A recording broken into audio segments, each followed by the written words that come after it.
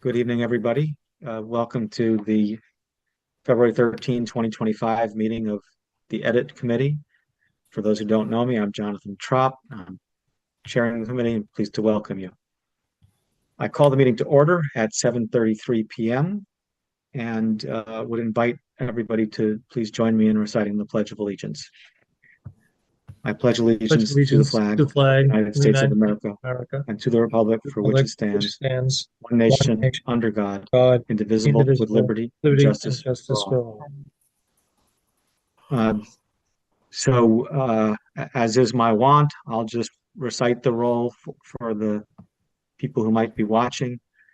In addition to myself, we are um, joined by Rick Bolton, Chris Powell, Charlotte Fleming, and Rodney Gray of the committee, Jennifer Winchell, our town council liaison, Joanne Glasser-Ornstein, our clerk, Bill Chin of the town technology department, and attorney James Cordone. Uh, Correspondence. So we have actually had three pieces of correspondence since our last meeting, which is nice. I have shared two of them previously, and I will describe the third. It did not need to be, I think, shared in any additional way. So, whoop, wrong thing. Uh, Bear with me. Um, that's not what I'm looking for.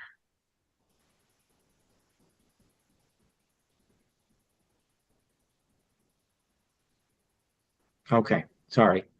On January 22nd, 2025, we received an email from Catherine Hulbert, who expressed to us a concern about children in the town's public schools who have been um, calling attention to the ethnicity of a town school employee and making her uncomfortable, and has asked us whether we believe that children's behavior is within our committee's purview. She reports that the oldest of the children to have engaged in this behavior is only 8.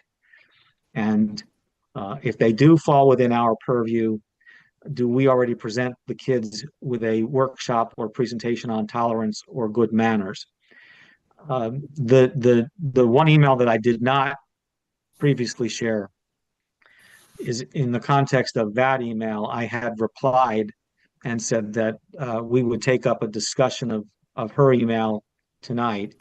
And her reply was received on the 1st of February, simply saying that she appreciated the acknowledgement and looked forward to hearing from us. So there is space later on in our agenda where I think we can talk about this. There are actually a couple of different places where it fits, and I suppose we might talk about it in both. But I think I would propose that we talk about it in connection with the update on the education department, since this connects to that. The other email that we received came on um, February 1st as well, and I shared this shortly before the meeting tonight. It came from Mary Hogue with a carbon copy to Sean O'Sullivan, and reports as states as follows. Sean O'Sullivan, included on this email, and I are co-chairs of Sustainable Fairfields Equity Committee. Our town RTM is in the process of working on an ordinance to create a permanent equity commission, and I think that should happen in 2025.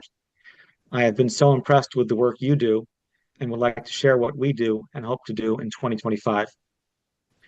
Perhaps we will find synergies, if not inspirations, to work together and in tandem as neighboring towns. Looking forward to collaborating.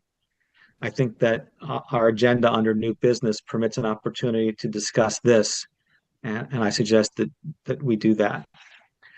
Those are the items of correspondence received since our last meeting addressed to the committee. I will share that as well.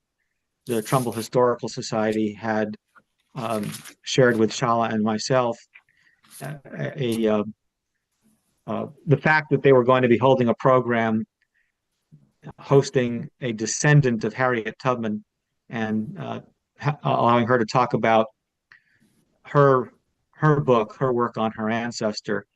I was not able to attend that event, but appreciated the invitation and wanted to let you know that we had received that outreach through, not through our committee email address, but individually.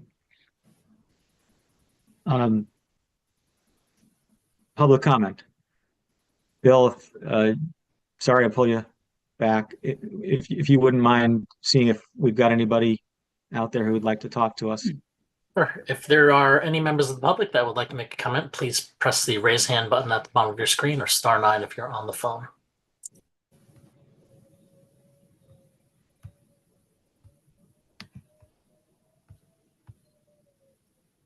Not sure if Jennifer is necessary to do that as a member of the public, but I'll acknowledge you at this moment. Thank you. I attended that talk on Sunday with Rita. Oh gosh, I forgot her last name, but it was fantastic. It was absolutely fantastic. There were a lot of elected officials there, and it was really good. Wonderful. Thank you. I assume, Bill, there was nobody else, so I'll move on to the next item of business on our agenda, which is the approval of the minutes of January 9th. Those were previously circulated. I believe that everybody who was there, I'm sorry, I say it the other way. Everybody who's here tonight was there except Rodney. And so with the assumption that Rodney will abstain, I'll ask if there's any motion that anyone would like to make at this time with respect to last month's minutes. I move to approve last meeting's minutes. Is there a second? Any discussion? Okay, I'll call for a vote. Anybody, all in favor? All right, that carries unanimously with the one abstention I anticipated. And we can move on to old business. I think that what I would like to observe is that the first item of old business is going to connect to our item of new business. I don't know that to be a fact, but what I will report is that two separate emails to Thomas McCarthy asking him to touch base with me about scheduling a meeting with the diversity trainer that we selected have gone unanswered. It is entirely possible that they got lost in the shuffle, that Mr. McCarthy is very busy, that there's some other reason why I did not receive a response.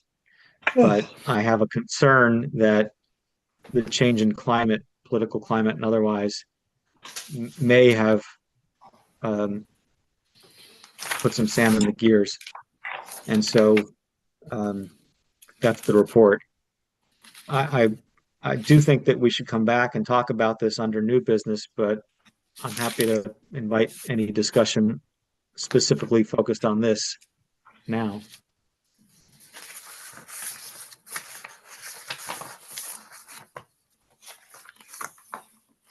Okay. Hell, I don't know if we could, I'm trying to learn to keep Rodney, my, you're Can't a little understand garbled. you, Rodney. Oh, no, not again. Oh, all right, come on back in.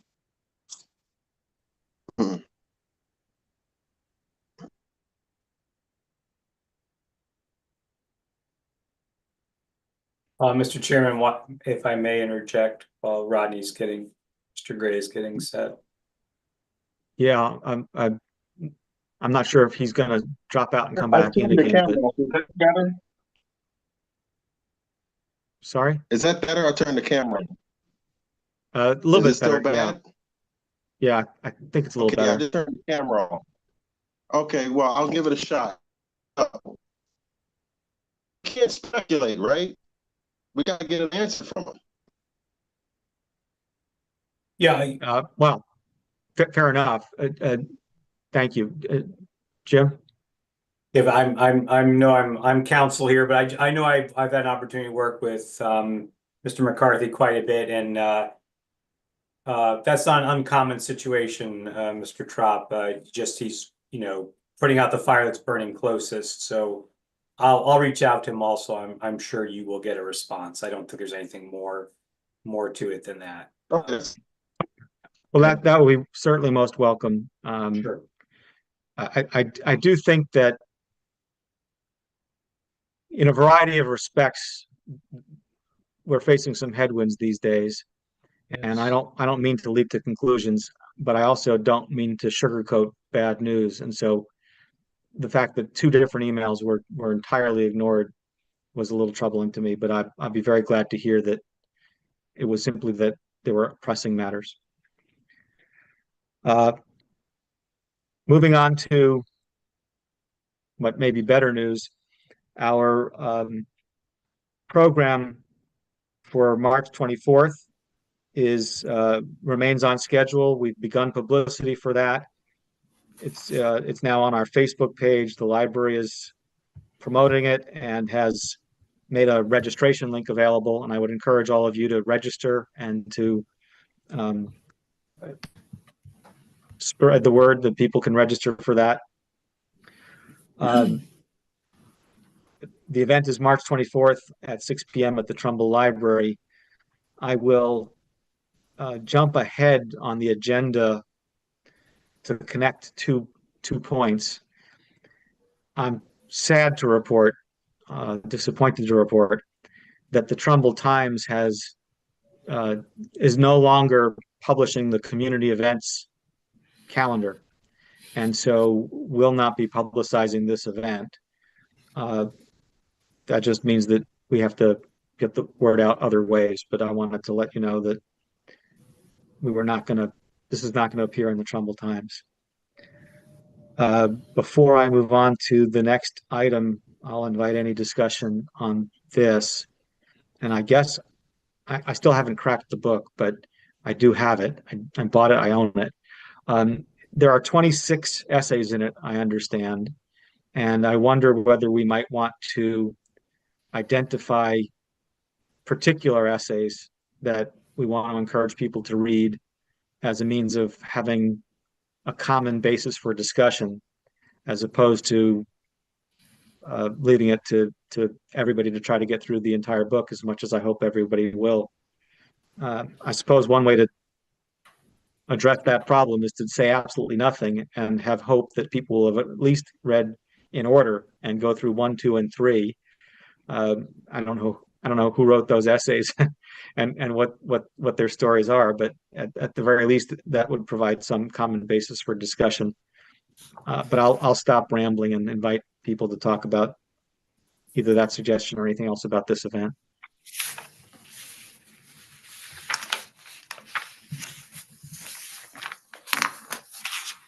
All right. It sounds like Shalom, go ahead.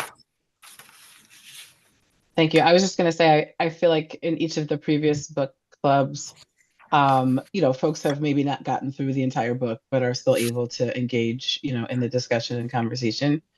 I also own it and I've read the first of 26. I haven't gotten further than that, but I don't know that we necessarily need to decide on or prescribe. I think we could still have a rich conversation, sort of whatever people have read at that point. I would Or agree. even if people haven't read and still want to join the discussion, I think that would be fruitful also. Okay. I heard Rick chime in with his agreement. I agree as well. Okay. Moving on. We did hold a Black History Month event, a showing of The Price of a Ticket, and a talk following with the director of that movie, who lives in Easton, and sort of told a very interesting story about how that movie came to be, and the fact that it was not the movie that she had intended. They were working on a movie with the subject, and then he passed away, and so it became a strange form of documentary about James Baldwin that was not what they had intended. It was a very well attended event, I thought, and a good movie. He's an interesting guy about whom I had known virtually nothing, and so I very much appreciated the chance to learn a little bit about him and about his life and about his era, and his influence. And so I'm very glad that we joined in co-sponsoring that. I know that Shala was there, David was there. I don't know if anybody else was. If you were behind me and I didn't see you, but if Shala, you want to comment, or anybody else wants to talk about it, I'll create a little space for that.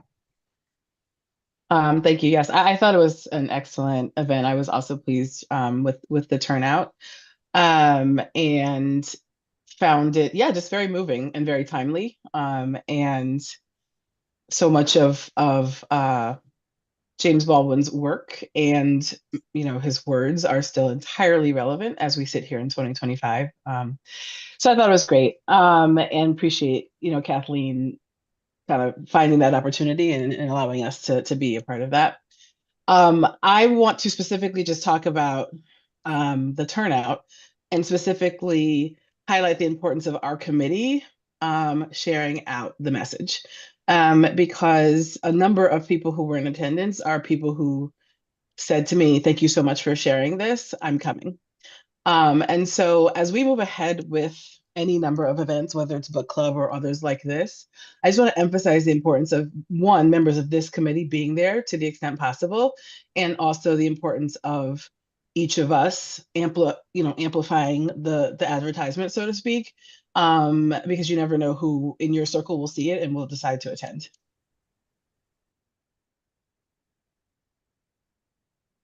Thank you. Any other comments, discussion? Okay. The other event that we had tried to wrangle for Black History Month is the Nero Hawley program. I'm afraid that one might have gone by the boards, but Jennifer, can you? No, it's going to take place. It'll Okay. be a week from Sunday on the 23rd. Okay, great. I somewhere along the way I got disconnected then from that. I'm glad to hear it's happening. Is there collateral or something that we can put up on social media to help get that word out? Yeah, Nancy made a little poster for it, so I'll try to get her to send that to you. And we have the first Connecticut Troubadour will be there with us. He's going to sing some songs about Nero Hawley and other folks from the Revolutionary and Civil War times. And so I'll do the talk and he'll do the singing, and between the both of us, we'll get it done. That's wonderful. Is it at the Trumbull Historical Society building? Mm-hmm. Okay. Yes. And I'm sorry, you said the date. Did you say the time? The 23rd. The 23rd. It's a week from Sunday. At what time? 2:00. 2:00. Okay. Any questions or comments on that? All right. Well, thank you, Jennifer. I'm delighted to hear that that's happening. So now we come to the Education Department discussion and update. I had reached out to Dr. Semmel seeking to arrange a meeting between members of EDIT and the leaders of the town, school, and district leadership committees to discuss common cause. And Dr. Semmel had expressed some reservation. He acknowledged that he had met with some of us and sought to understand what was the purpose to be served and the intended discussion at the follow-on meeting. And I responded to suggest that the purpose was to cross-pollinate and have a discussion about our mutual endeavors. Those weren't the exact words I used, but I think that was the gist. And I had no reply. And so I guess in light of the conversation we had a little bit earlier, I will afford every benefit of the doubt but it's now on us to figure out what to do if we want to press for a meeting. Obviously, one possibility is to simply write to Dr. Semmel again, or pick up the phone and call him, and I'm willing to do either or both. But I wanted to invite discussion on how others thought we might best proceed at this point, and then we can pick up the discussion with that email about circumstances within the schools.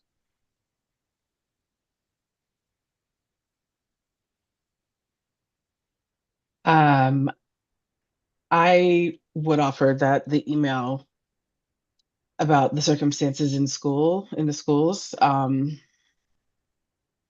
is a great entry point or re-entry point to circle back with Dr. Semmel on. I have no idea whether, I believe Ms. Hurley contacted Dr. Semmel or the school or wrote to the Board of Education or any other such thing.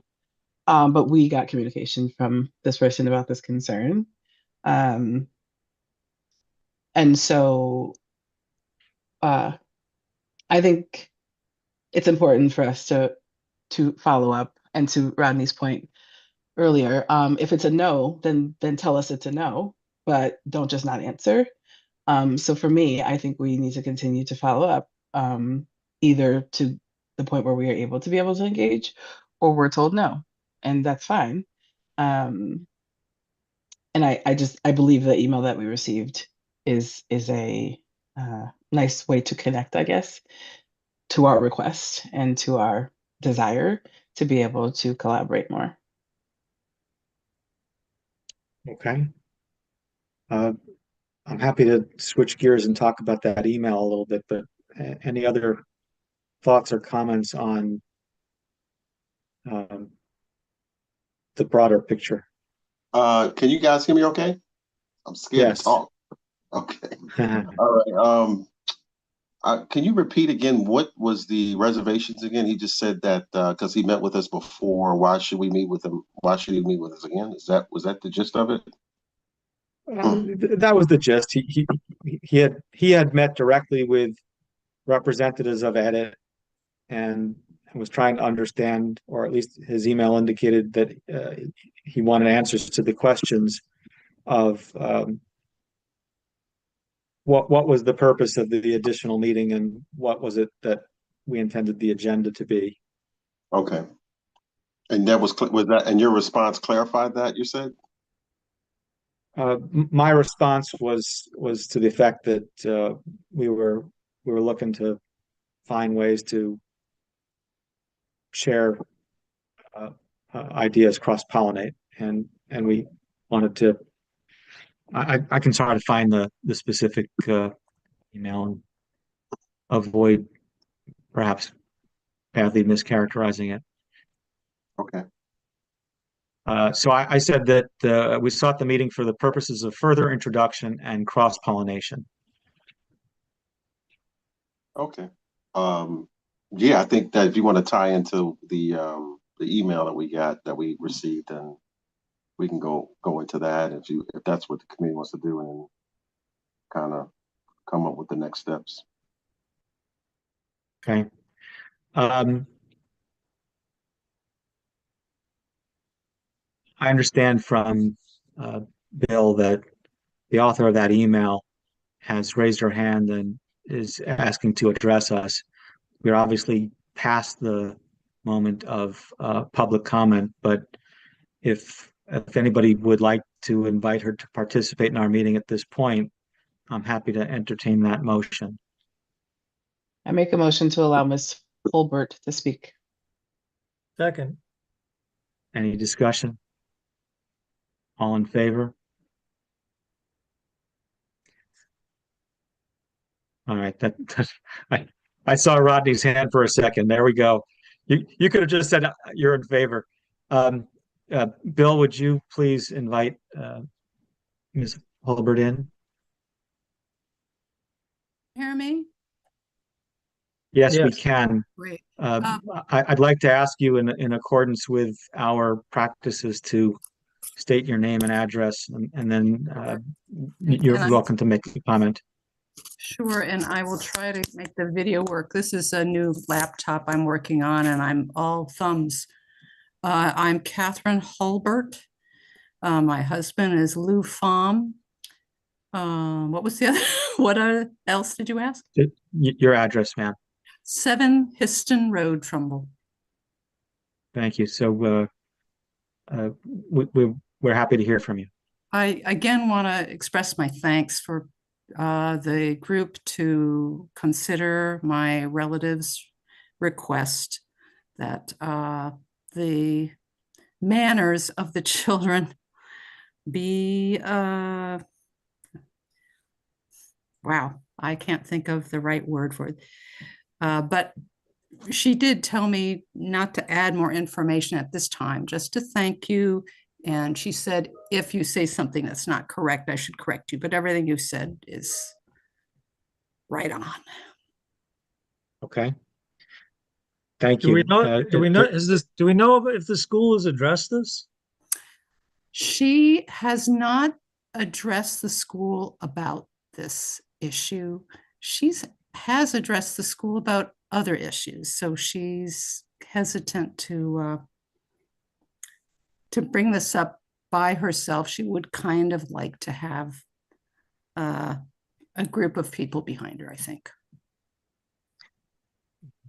I take it that I guess I won't ask you for the specific school, but we're talking about one of the town's elementary schools. How about more than one? She's a substitute who has been used consistently and in I see. school after school. Holy, These things occur. Okay, Yeah, thank I you. wasn't aware that this had happened in different classrooms. Yes. Yes. Wow. Yeah. That to me, that actually adds a very different dimension to this. Mm-hmm. Ms. Holbert, if you're able to share, first of all, thank you for being here and thank you for Thank you. volunteering to come in and just speak with us. If you're able to share, did your relative, did she feel comfortable kind of addressing the children, or was it something where she didn't really feel comfortable responding when the situations happened? Yeah, some people have said, what's her comeback when, Yeah. when these insulting things are said? She has just kept mum, just been quiet and tried to move on to teaching. Yeah, she doesn't know what on earth to say to these children. Thank you. And then, sorry, Ronnie, I just had one other question. When it comes to, I know you said previously that there have been some things that she's brought to the attention of the school district. And did I hear you correctly that at this point, perhaps she's no longer comfortable to do that, or maybe prefers to have additional backing in doing that? Both. The other matter that she had been talking about was students who, unrelated to racism, I think, but students who chose to kind of spit in her face and swear. And yes, young children. So since she already talked to someone about those matters, I think her feeling is she doesn't want to be seen as a troublemaker. But what can I say? Apparently the epithets racially tinged continue. Can I ask, how did the school address the spitting and the swearing? That would seem to me to be something that Yeah, was addressed. at first oh boy, she'll be mad if I go on this too much more. I will say they weren't, at first they kind of downplayed what she said, and then they said, well, yes, we can do something about it. But it sounded as if it was a legal thing. They were saying you could do, and she didn't want to get involved in something legal. Now, what I've just said is what I recall from a conversation with her a month ago. Please bear that in mind. I might have that quite wrong. May I ask, are any of the children in the middle school or is it all elementary school? It is only elementary school. I'm happy to report. She definitely has taught some middle school classes, but has not gotten this kind of language. Can I just ask one quick question? Yeah. You said your husband is Lou Pham. I just want to have the spelling right. Is it Pham? Yes, Pham as in Mary, and the Lou is Luu. Okay. Okay. Thank you. Thank you. Well, thank you, Ms. Hulbert.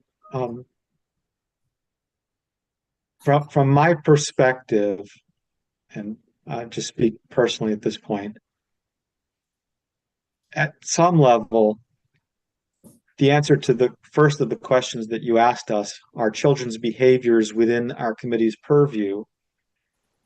The answer is yes, at least from my perspective. If it's happening in the town of Trumbull, then it is of interest and of concern to us. The second question that you asked, do we already present the kids with a workshop? I think skips over an intermediate question, which is, now that we're interested and concerned, how do we express that? And speaking personally, again, the committee can express its views and we'll try to come to a consensus.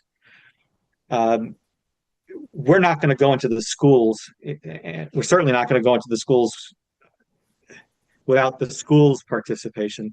But I don't think that we're going to seek permission to lead an assembly.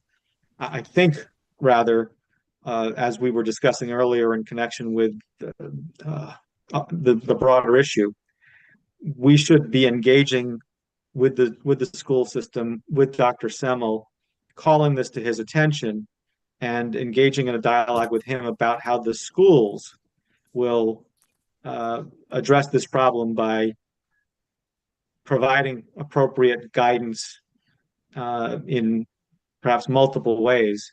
Yes. And it sounds like at multiple schools. And so I do think this is something that we should take up as by encouraging and exhorting the superintendent to address this problem, as opposed to by trying to solve it ourselves.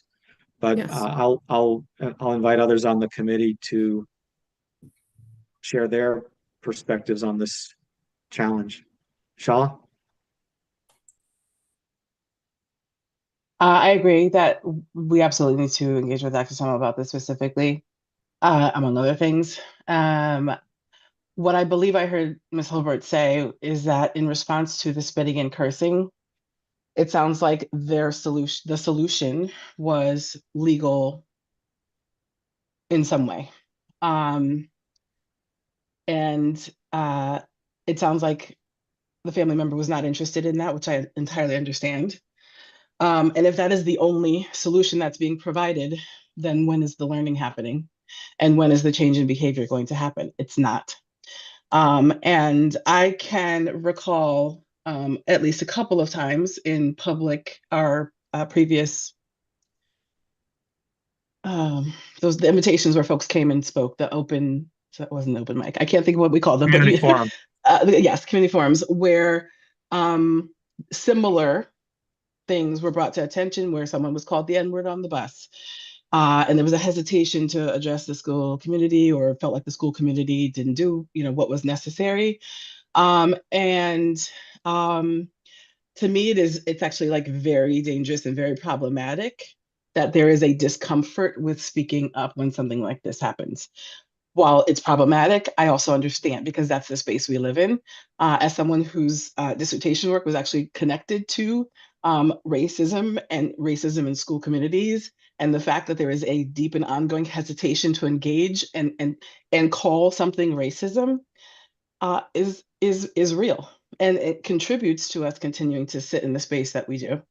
But no one, whether it's a student, an employee, a parent, whoever, should experience what Ms. Hulbert's family member has experienced in the school community. And on top of that, no one should experience it and feel like they don't have anyone to go to or don't feel comfortable addressing it directly, either with the children nor with folks within the school community. And so to me, this is, again, I've never hid my cards.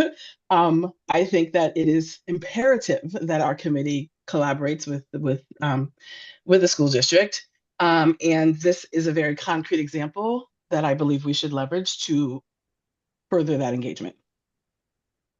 Thank you. Yeah, I want to add, I hope you can hear me okay. It's really tough to hear that the peers are either they're silent or it's maybe plausible deniability.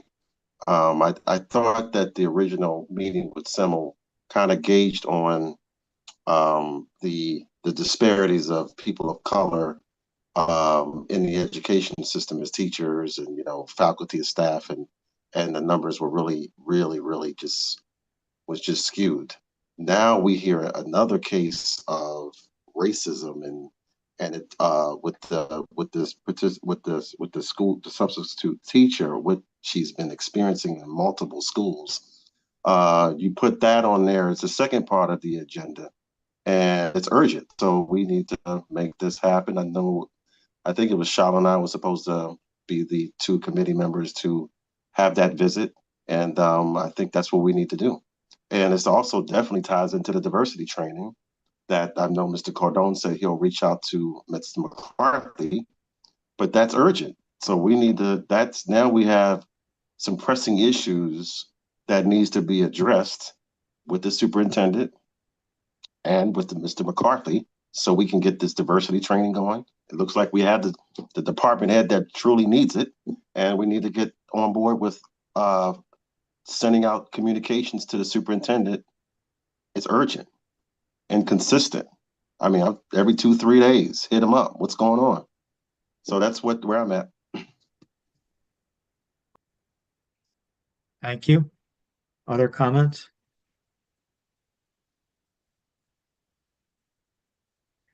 All right.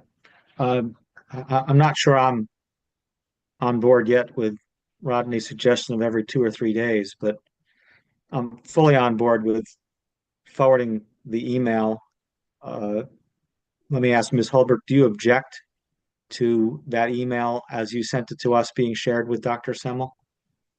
Actually, I would want to run it past the relative and see what she thinks. All right. So what we'll do then is without forwarding your email, share with Dr. Semmel the fact of our receipt of an email that raised this concern and renew our request for discussion around DEI issues, but as well ask him to enlighten us on what kinds of programs are run in the schools to educate the children and address these kinds of issues and the like. Shala, you have a additional or different proposal for how to proceed? Not a different, well, maybe an addendum.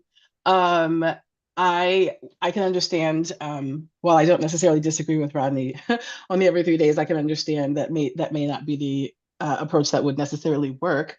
I do think that I would propose that at whatever sort of window of time we decide upon, if there is not a response or not a sufficient response, I think it would behove this committee to write a letter and submit it to the Board of Education with similar inquiries. Oh, yeah, absolutely. Jim? Just Mr. Chairman, just want to remind everyone, including participants, that this is a public meeting. The meeting is of record as well as the correspondence. So just want to make sure everyone's aware of that. Thank you, Mr. Chairman. Thank you, Jim. I have a quick question for Jim and maybe yourself. I was hearing something about the legal issues that play into this. Is there any additional information that you can enlighten us of how that could affect the situation? Because I don't. This is where I'm totally a student. So is there anything that you can further add as far as from a legal perspective of how addressing this issue can be sticky? No, Mr. Gray, I can't honestly. It's hard to do that in the absence of additional information and facts as to what the response was and what further context was. So I'm not aware of what that would be at the moment is my answer to your question, without having further information. But I think that, the commission's right to raise the issue, bring the general issue at least to the attention of the Board of Education. Okay. And then they should probably do further investigation into the situation. All right. Thank you. You're welcome. Jim, when you say the Board of Education, are you suggesting that that there's some correspondence from us different than to the superintendent? No, I apologize. I meant the superintendent as the agent of the Board of Ed. Really, he's their principal person. So yes, to Dr. Sell. Thank you. You're I welcome. appreciate the clarification. Any further discussion on this agenda topic this evening? Okay. Yeah, I just really Then- want to say when it comes to, experiencing racism, after a while, sorry is just kind of, it gets old and exhausting. But I do want to say, I know the party isn't here, but this is affiliation with family, that I am definitely sorry to hear that this is happening in our public school systems, multiple schools. And I will definitely put all the efforts in that I can what I can do to help resolve the situation. I'll close with that. Thank you. Ms. Hulbert, on behalf of the committee, I thank you very much for calling the issue to our attention. As you've heard, we are planning to take some action to try to address the concern that you've raised to us, and I thank you for joining us this evening. Bill is going to, I think, probably move you back outside the meeting at this point. Okay, thank you. The next item on our agenda is the townwide survey that we have agreed to pursue, and Shala shared some materials with us before the meeting based upon the work that she and Rick have been doing, and I'll turn the floor over to them.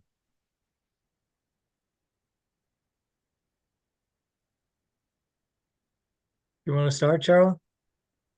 Yeah, sorry, I could not get myself unmuted for a second. So we did want to circulate, the information ahead of time, so folks hopefully had a chance to review, understood it was not, too far in advance of the meeting, but hopefully you had a chance to review some of the items. We have 4, maybe 5 kind of main things that we are looking for your feedback on. And so the first is Rick and I both explored a variety of different resources. And Rick started a potential draft, and the two of us talked about, sort of how we might pull from several of these resources as we work to structure out the survey. And so what we are thinking of, those were linked in the email, and if you didn't have a chance to review them before, that's all right. Certainly would ask that you do that following this so that we can have feedback from folks about things that we may want to include or not, as the case may be. But we are currently thinking about incorporating a couple of different types of questions. One, to support, sort of ease and facility of completion of the survey, and also to support, gathering a variety of different types of data. And so we are anticipating some questions that would be, sort of checkbox to indicate, an age range or your racial demographic, et cetera. Some questions that would be a scale, potentially a Likert scale with a range of like strongly agree to strongly disagree. And then probably a smaller number of open-ended responses to be able to help us gather some qualitative data. And so our first question of the group is, does that sound reasonable? I know we had previously talked about maybe minimum of 8, maximum of 20 questions, and I think we're probably aiming to still be somewhere in that range. But any questions or feedback on that proposal for the types of questions that we would have? It seems reasonable to me in the abstract. Maybe I can ask a question. I did peruse the materials that you circulated, and I was uncertain about what some of it was. And so could you, I thought I understood that you to say that there was a draft or start of a survey that was among the materials. Was that the community drive, I'm sorry, community diversity, equity, and inclusion survey Google Doc, or am Yes, I misunderstanding what you sent? Yes, in the first link in the email, draft community diversity, equity, and inclusion survey, that was the draft that Rick had started. And then the resources that come after that were other resources that I had found and pulled as potential places that we could use to build the surveys. So the draft Town of Enfield DEI community survey is a draft of a survey given by Enfield in Enfield, Connecticut, to the same purpose that we are looking to give a survey. So that to me was a nice example given by a town here in Connecticut. And then the second example, the link below that is from Concord, Massachusetts. That one is a presentation of the survey data. The survey is no longer live. So we would have to use the sort of prompts and tags in the slide deck to be able to kind of infer what the questions were. But that one was interesting because from what I could find, they worked with like an external consulting firm to develop that survey. It was definitely like very robust. And so I don't know that we need to go to that depth, but it's presented as a possible good place to pull some questions from. The example from the University of Michigan was a faculty or staff facing survey, but again, had several prompts that could be adjusted to ask of community members in the town. And then the last two were sort of general resources for building out diversity, equity, and inclusion surveys. Those ones were more aligned with workplace, but again, they can be adjusted to account for, being asked of community members. Okay. So thank you. With that understanding, which is helpful, I guess what I would say is that I think you're on the right path. I think that the framework that you and Rick have presented and the scale and scope is consistent with what we're trying to do. And I think among the things that we should do now is change the form of the document from a document that tries to explain itself to a document that we would use. In other words, this draft appears to me to be written for the committee and not for the survey taker. And so I'm happy to have our discussion and provide additional specific feedback, especially if you or Rick wants more specific comment. But as an overarching comment, thank you. Yeah, I don't know, Rick, if you had anything else in that regard. But that was not a draft intended to be, this is what we'll hand to people. It was just sort of like preliminary thoughts about what we might include, the types of categories and some of the potential prompts that might be used. It's not yet set up in a way that users would engage with. No, I mean, I'd be particularly interested in everyone, if everyone looked at the documents that Chella found, if there's any particular questions in there that you like as is or could be modified, to be more appropriate as a community survey, because some of them were not. They were employee or,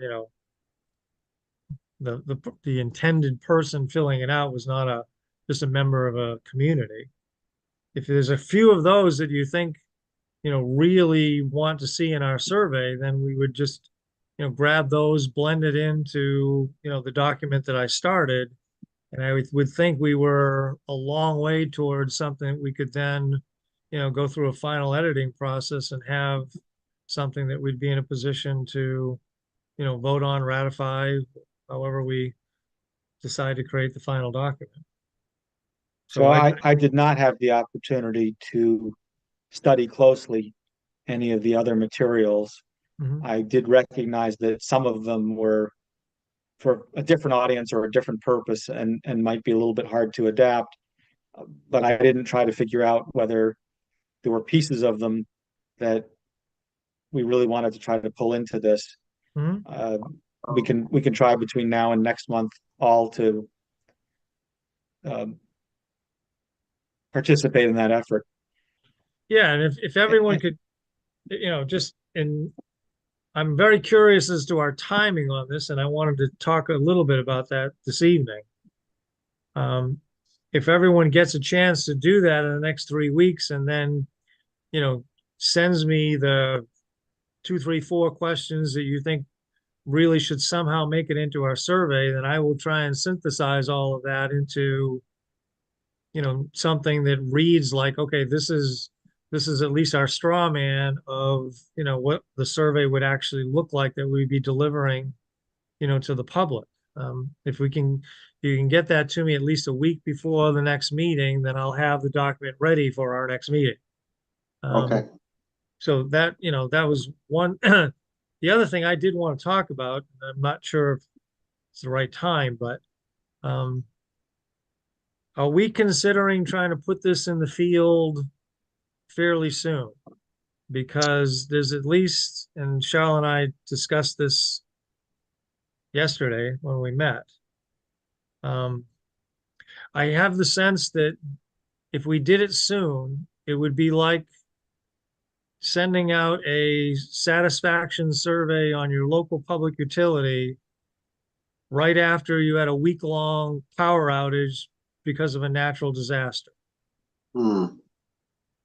This climate right now, in my opinion, is so toxic that, drawing upon, the little bit of market research, I did hold the title of director of market research for a, good sized company for a number of years and have some training in this.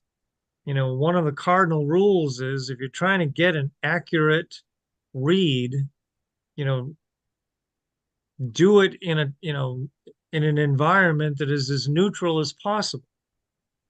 I don't think we have anything like a neutral environment on DEI at the moment.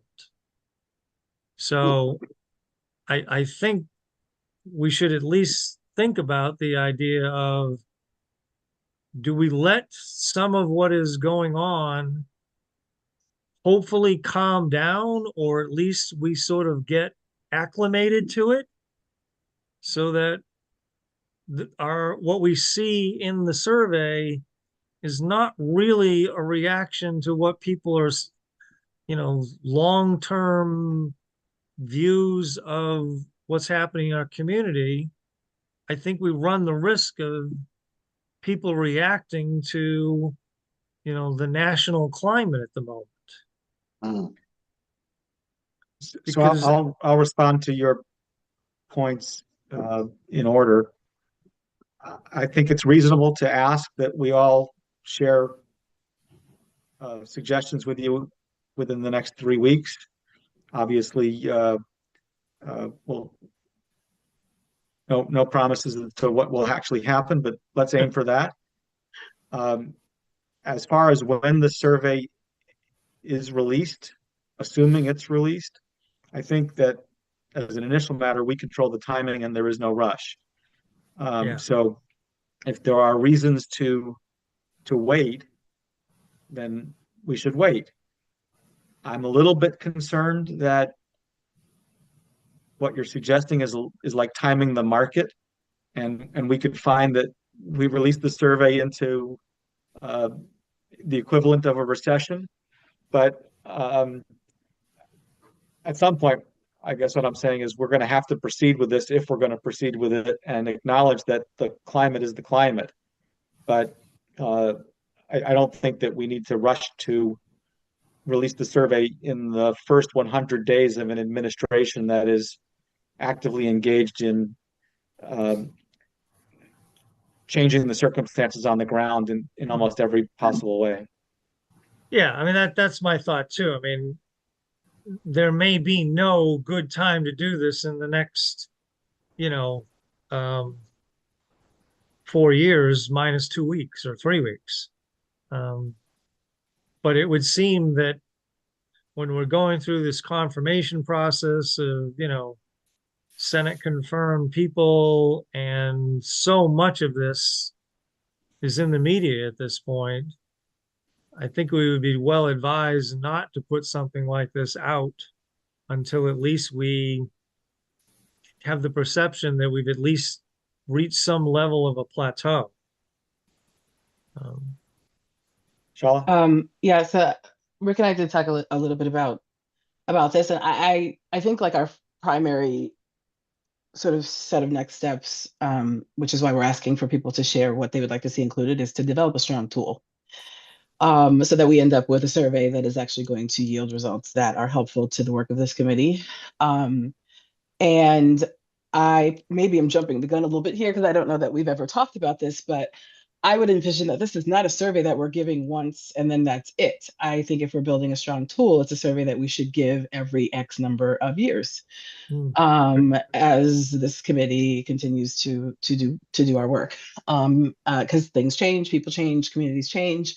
And so for me, a strong tool will help us be able to gather important and helpful data, kind of regardless of whether it's 2025 or 2035.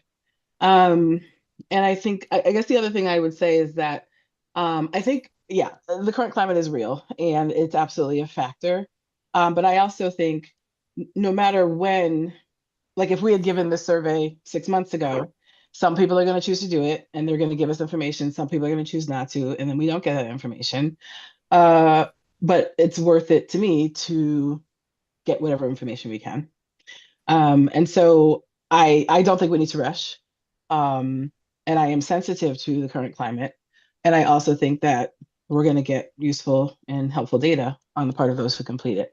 The final thing I will share is that in one of the examples that Rick and I looked at from the University of Michigan resources, it was sort of like a table that had questions like, in the last 12 months, how frequently have you engaged with blank identity marker? And so while there's a lot going on in the climate, questions like that actually helps people to sit with, what is your circle? What does your community look like? When is the last time you spent more than a pass in the supermarket aisle with someone who identifies differently than you? And so I think, again, I just think that like if we are effectively structuring the survey, and the extent to which is sort of the last two pieces we want to talk about, is like, what's the platform and how do we disseminate this?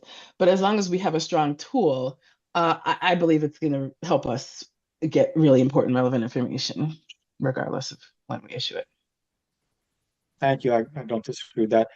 I think we can probably reserve on manner of distribution since we're not ready to distribute anytime soon. But my reaction to that question is I think I would like to have a conversation with the town administration about using town resources to try to actually distribute widely through the town, as opposed to word of mouth and what we might be able to do by sharing on Facebook or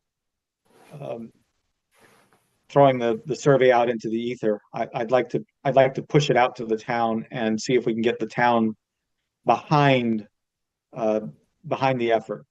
I think to do that, we need to design the survey that we recommend be used and identify the timing, and then we'll have a conversation. That's my view. Hey, Jonathan, I'd like to join you in that process. I want to learn more about how that would work. I'm really interested in really perfecting, I don't know if I say perfecting, but really focusing on the distribution part of it. And if you're talking about talking to the town about that, I'd like to learn more about that, how that works, and how I can help with that. Okay. Any other comments on this agenda item this evening? Okay. I've already discussed the Trumbull Times. They're no longer running the community events. That's not to say that they don't have interest in our concerns and whether they wanted to report on the survey when we get there, or report on other areas of interest or activities in which we engage. We should leave it as an open possibility, but I'm not sure it will make sense to continue to have that as a standing agenda item. Welcome anybody's views on that before I move on to the next issue. All right. Returning to our agenda is the Heritage Month for the month of May, Asian and Pacific American Heritage Month. Last year, we were late to the party and unable to reserve the library venue where we wanted to showcase the photographs that we were talking about. And Jennifer was kind enough to reserve our space for this year. And so I think we're good to go for May, but now it's February. And so May approaches. And so unless there's any different view about it, I think we ought to be reaching back out to the photographer and the newspaper for which she worked and getting this ball rolling. Any comments, questions, concerns on that? All right, so I'll try to get that going in the next interval. Moving on to new business. I added this topic, discussion of DEI and edit in 2025. And I guess what I wanted to do, and I didn't actually sit down and do what I had hoped to do, which is to prepare thoughtful remarks. But I wanted to create a space for a discussion of our committee and DEI issues in the current climate. And the question has been raised, what is the job of our committee now? Should our committee continue to exist now? Comments appear on social media saying that, we didn't get the memo, or that in some way, shape, or form, we've moved beyond DEI. And there's any amount of discussion in various fora, social media and otherwise, that characterize DEI and that make assumptions about DEI. And I'm mindful that to try to have this conversation in any public forum, and especially in a committee like this, runs the risk of being or seeming political. And at some level, everything we do is political. But at another level, this is the least political thing that we could be talking about. What we're talking about is all of us and how all of us should be able to relate to one another in a civil and respectful and co-equal way, and how we can all and should all be working together to create an equitable, inclusive, diverse, and just society. And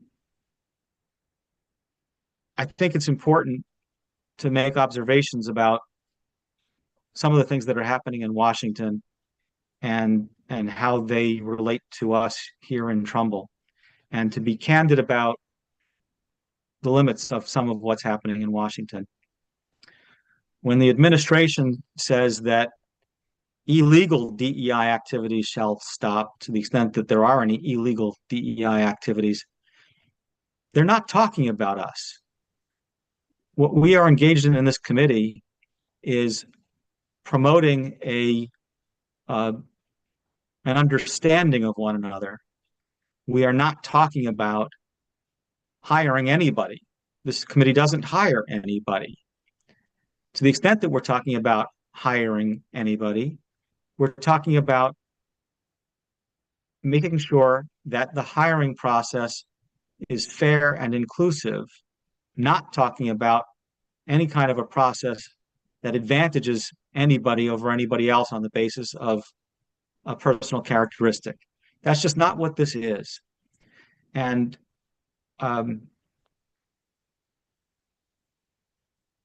when there are, as there have been, very public discussions of tragedies, and they become politicized, and people make statements about causes before there have been investigations, and give short shrift to the situation.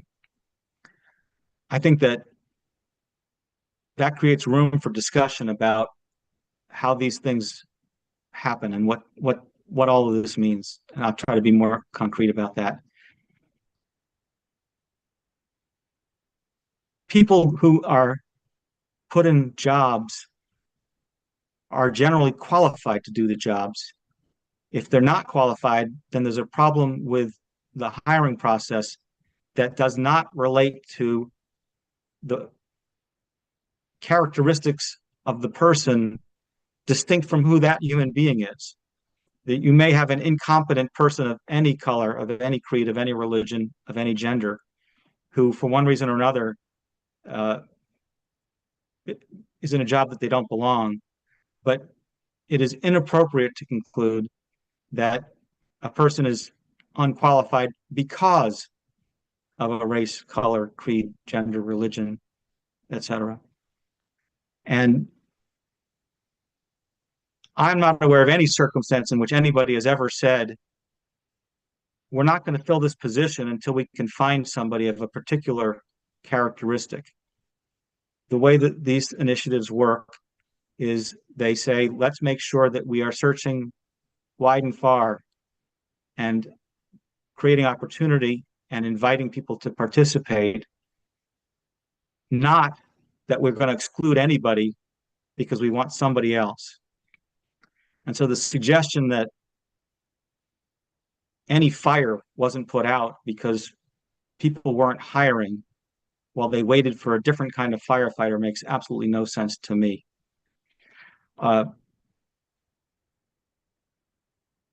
think it's important for as many people to say that in as many different ways as we can. And so I apologize for preaching to the choir and for taking your time, but for me, I appreciate your listening. It was important for me to use this opportunity to say that. And I wanted to share something that I took out of the Baldwin event. I won't get it quite right, but he said that so long as you call yourself white, then I have to be black. And it struck me that statement is a litmus test for how we think about these things, because people who believe in diversity, equity, and inclusion say we need to solve that problem, and that means we have to talk about the fact that people are perceived as black or white or other. And there are many people in our society who say, no, the solution is stop talking about race. And sometimes it's expressed, I wish we could solve this problem so that we could stop talking about race.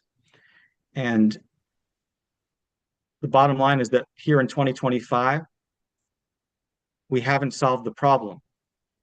And so we can't ignore it. I will open it up for discussion by others uh, I didn't intend to monopolize. I wanted to invite conversation.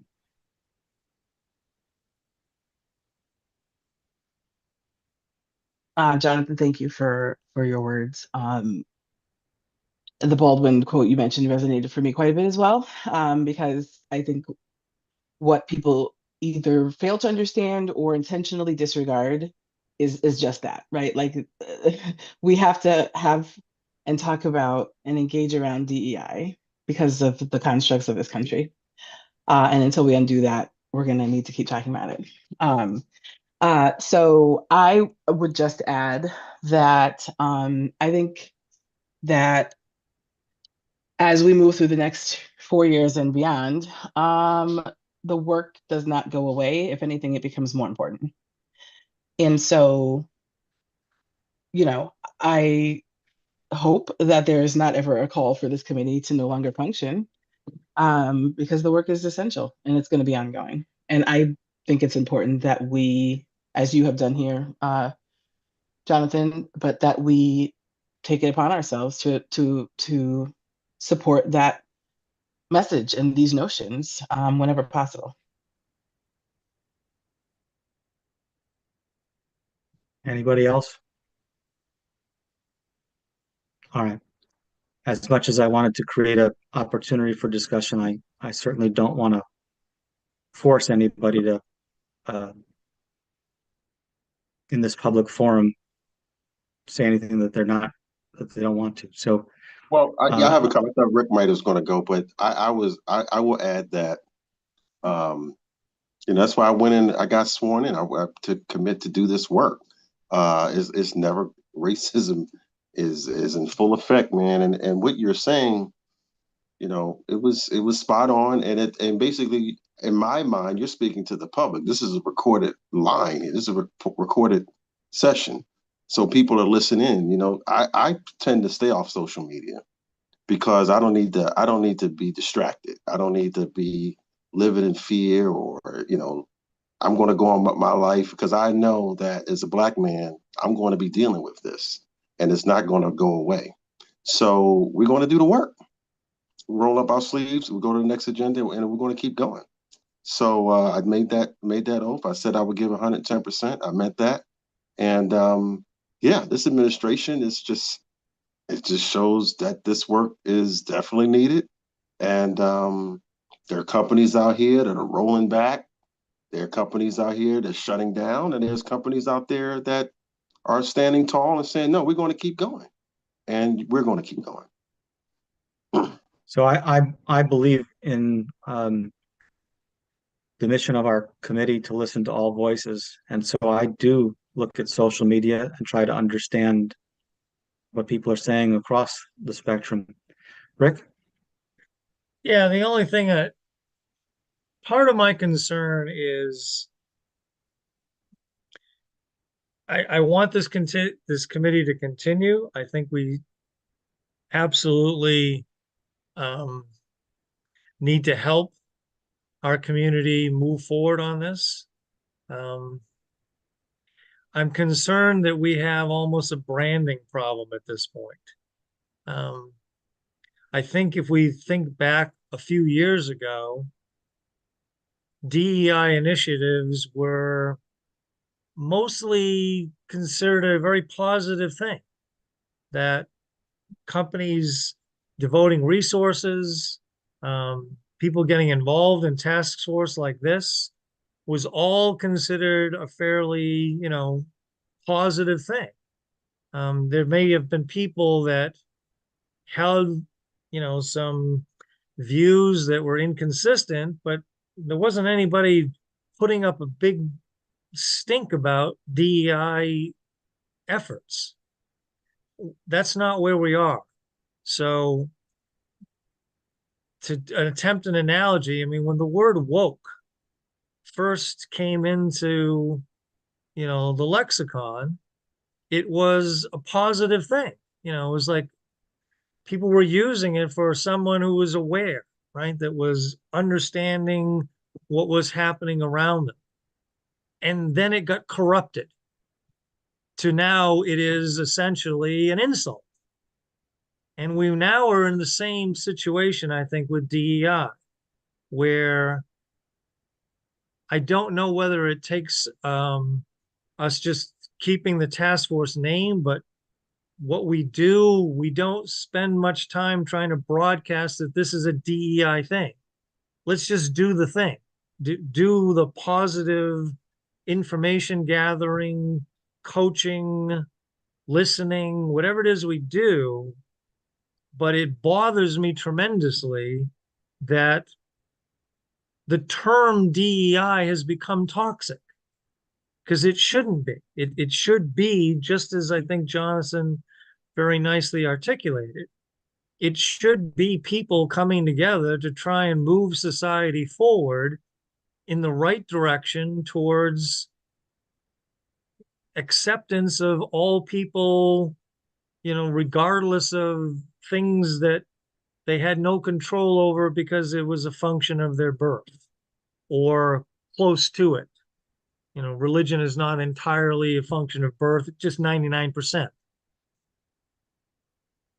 But it bothers me that we are in a situation where I just think we need to be conscious that if we put a DEI label on things at this point in time, you're going to have a number of people that their instant reaction to it is not what it should be.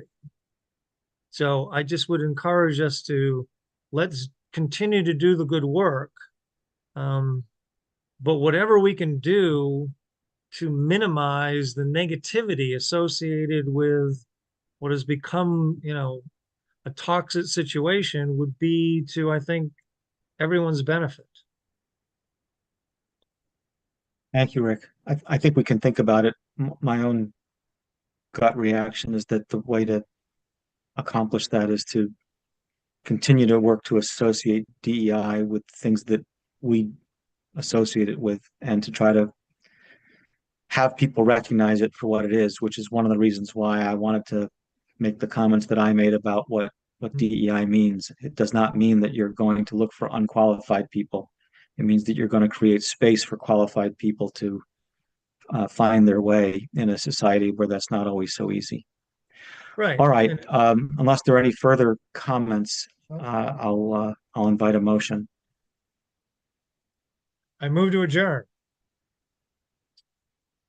Second. Sir. All right. All in favor? Wait a minute, we're not addressing the other correspondence today? From Did I omit something? The correspondence with the. Oh, I'm sorry. Yeah, I apologize. I'm going to pretend we didn't all raise our hands. My suggestion is that I write back to the folks from Fairfield and invite them to a discussion with us to see where it leads. All right. Sounds good to me. Thank you, Rodney. I You're welcome. appreciate that. Okay. Anything else before we vote on Rick's motion? No, we're good. All right. All in favor? Have a good night, everybody.